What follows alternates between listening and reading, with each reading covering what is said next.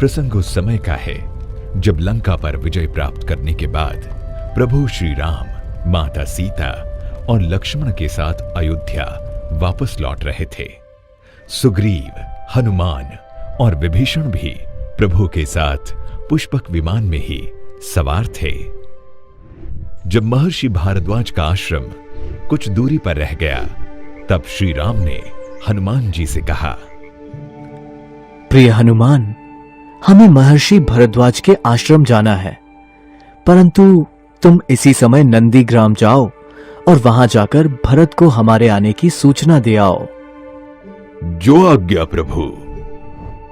किंतु हनुमान, वहां तुम इस भेष में मत जाना, क्योंकि कभी कभी अचानक खुशी की सूचना भी मनुष्यों के लिए समस्या का कारण भी बन जाती है।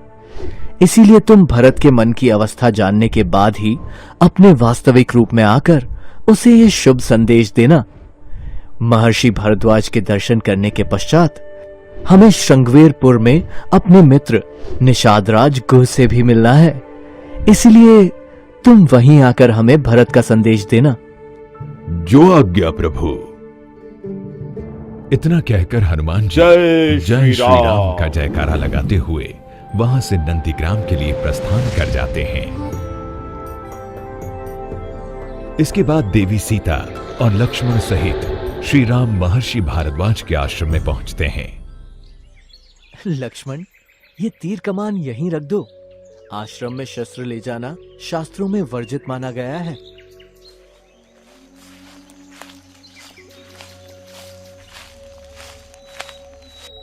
प्रभु राम, आपके दर्शन करते ही आज मेरा सारा तप, तीर्थ और त्याग सफल हो गया प्रभु। नहीं ऋषिवर, आपका स्नेह मुझे यहाँ खींच लाया है। आपके दर्शन करके मैं खुद को धन्य समझता हूँ। आज हम यहीं आपके पास विश्राम करेंगे और भोर होते ही आगे बढ़ जाएंगे। मेरा राज्य मेरी प्रतीक्षा कर रहा है।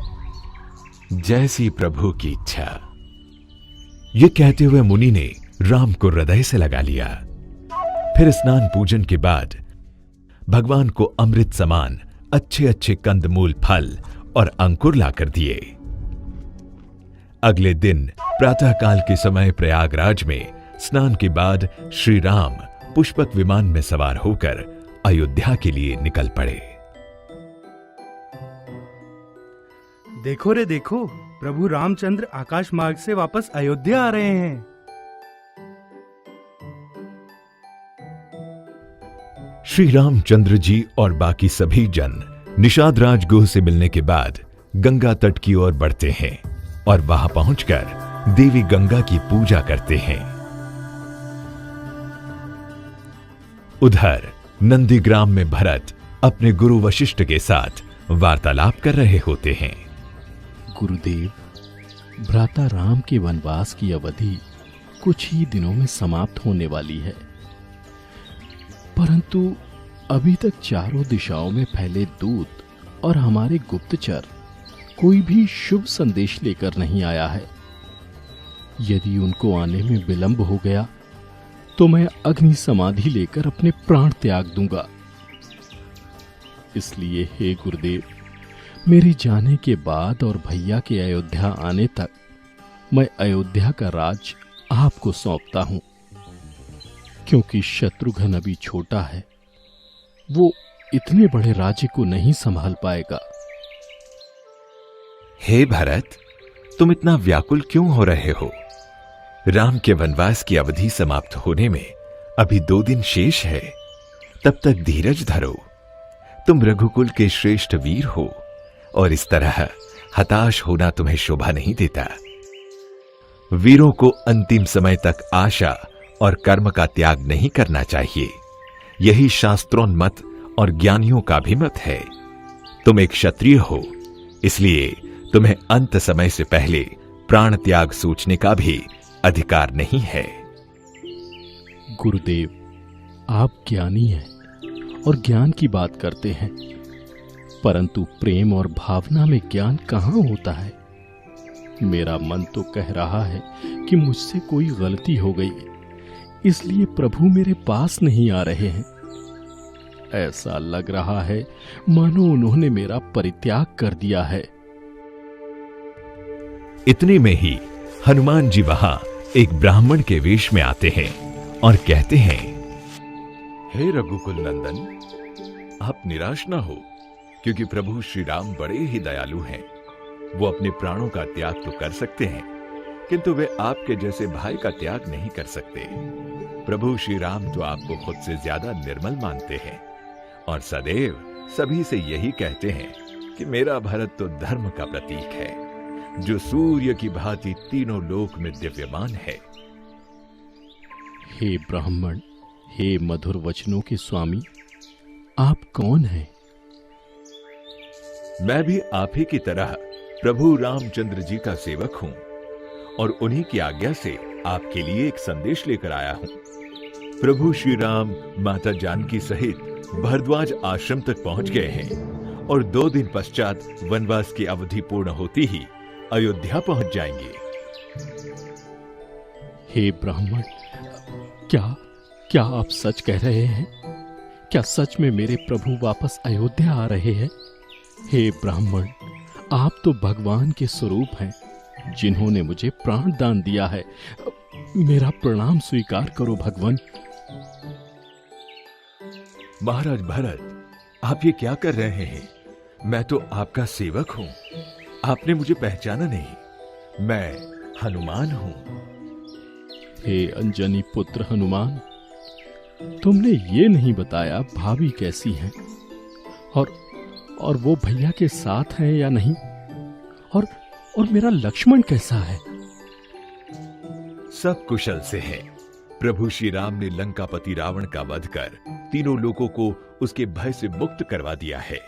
माता जानकी प्रभु राम के साथ आज मां गंगा की पूजा करने रुक गई हैं। गुरुदेव, आपने सुना?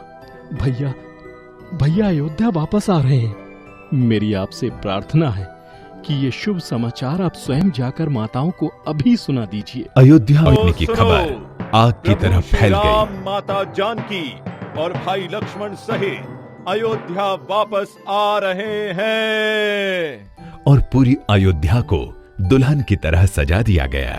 अयोध्या वासियों में अपने प्रिय राम के वापस लौटने का उत्साह और हर्षोल्लास की कोई सीमा नहीं थी। अयोध्या के सभी निवासी अपने राजा को देखने के लिए सरयू तट पर उमड़ पड़े।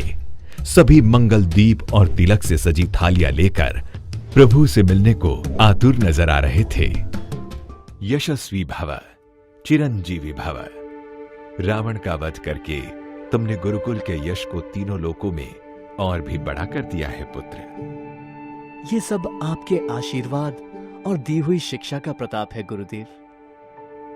राम, आदिकाल में मैंने जब परमपिता ब्रह्मा जी के कहने पर रघुकुल का पुरोहित बनने से मना कर दिया था, तब परमपिता ब्रह्मा जी ने मुझसे कहा था, वशिष्ठ, ऐसा अवसर फिर तुम्हें कभी नहीं मिलेगा।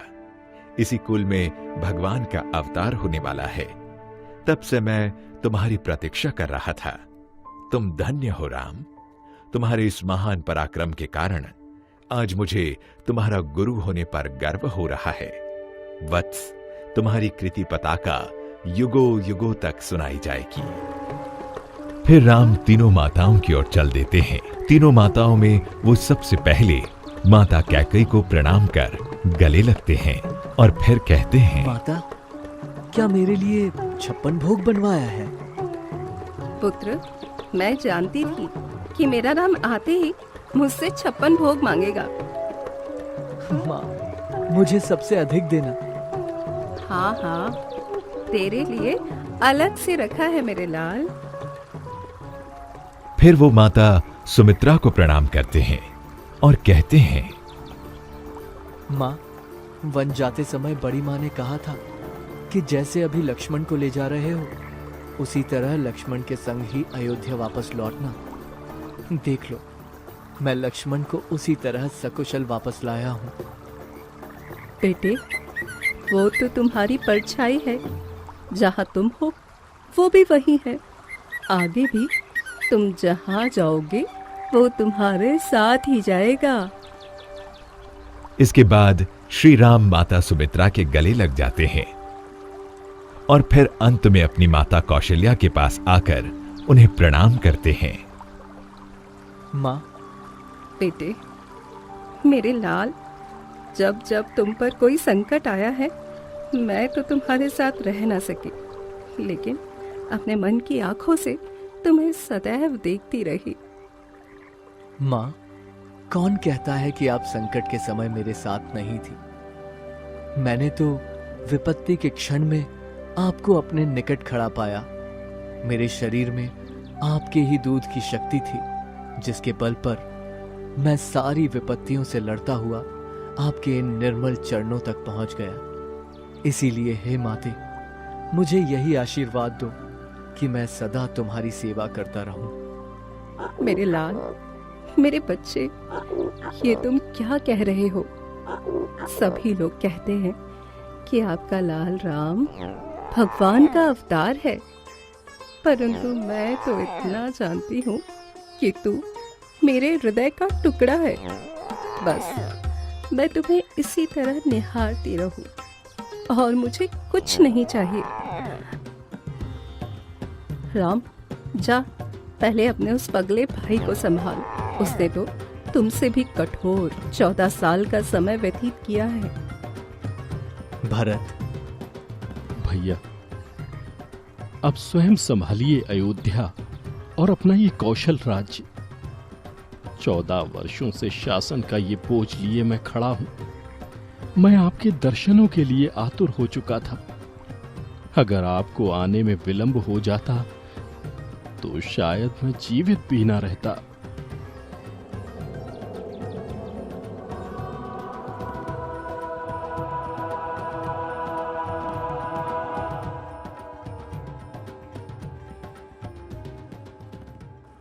भैया, यदि मुझसे इन 14 सालों में आपकी प्रजा के प्रति कोई भूल हो गई हो तो उसके लिए मुझे क्षमा कर दीजिएगा, क्योंकि मैं आपकी तरह कोई राजा नहीं। मैं तो केवल एक छोटा सा नादान सेवक हूं। भरत, तुम हम सब भाइयों में महान हो। मैंने तो पिता की आज्ञा का पालन करते हुए 14 वर्ष वन में बिताए, परंतु तुमने तो भ्रातृ प्रेम की भावना में राजधानी में रहते हुए भी सन्यासियों सा जीवन बिताया। इसलिए अनंत काल तक तीनों लोक में जब भी कोई प्राणी धर्म की बात कहेगा तो धर्म का प्रमाण देने के लिए तुम्हारा यानी भरत का नाम लिया जाएगा। भैया, बड़ी मां सच कह रही थी कि तुम भगवान के अवतार हो, क्योंकि अपने भक्तों को इस प्रकार का मान सम्मान देना तो भगवान का ही काम होता है। प्रणाम गुरुवर। यशस्वी भव लक्ष्मण, तुमने अपने निस्वार्थ सेवा से सारे मनुष्य को वो पाठ सिखाया है जिसका संसार में मिलना बड़ा ही कठिन होगा। मुझे तुम पर गर्व है। पुत्र लक्ष्मण, मेघनाद का वो घातक तीर कहाँ लगा था? माँ, यहाँ। जब तीर लगा होगा तब तो बड़ी माँ की बहुत याद आई होगी। हाँ माँ, मैं मूर्छा में आपको ही जोर जोर से पुकार रहा था कि बड़ी माँ मेरी मदद करो। लक्ष्मण, तुमने तो मेरी लाज रख ली बेटे। तुम युगों तक तीनों लोकों में भाई के प्रेम का प्रमाण रहोगे। तेरी सदा जय हो बेटे, तेरी सदा जय हो। आप सबने जो राम की सहायता की, उसके लिए ये रघुकुल सदा आप सभी का ऋणी रहेगा। उसके बाद तीनों भाई सरयू में स्नान कर राजमहल की ओर चल पड़ते हैं। अयोध्या पहुंचने पर राम जी देखते हैं पूरा नगर फूलों और दियों से सजा हुआ है। अयोध्या इन दीपों की रोशनी से जगमगा रहा है। महल में उन सभी का फूलों की बारिश के साथ स्वागत किया जाता है और फिर सभी अयोध्या वासियों की उपस्थिति में प्रभु श्री राम का राज तिलक किया जाता है।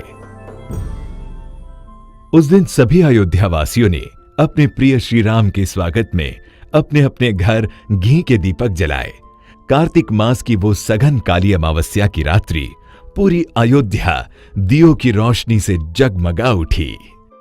लंका से अयोध्या तक, पृथ्वी से ब्रह्मलोक तक देवताओं ने, मनुष्यों ने, यक्षों ने, गंधर्वों ने, यहां तक कि पशु पक्षियों ने भी भगवान श्री राम के आगमन की सूचना देकर दीपावली मनाकर पूरे भारतवर्ष को ऐसा दिव्य उत्सव दिया जो अक्षुण्य रीति से आज तक मनाया जाता है और आने वाली कई सदियों तक मनाया जाएगा। तो प्रिय दर्शकों, ऐसे मनाई गई थी अयोध्या की पहली दिवाली। अगर वीडियो अच्छी लगी हो तो अपने सभी दोस्तों, रिश्तेदारों, पड़ोसियों के साथ इसे भी व्हाट्सएप, फेसबुक पर शेयर करें। आप सभी क्षेत्रवासियों को अनेकांत परिवार की ओर से दीपावली, धनतेरस की हार्दिक शुभकामनाएं। आप भी समय के हिसाब से उन्नति करें। धन्यवाद।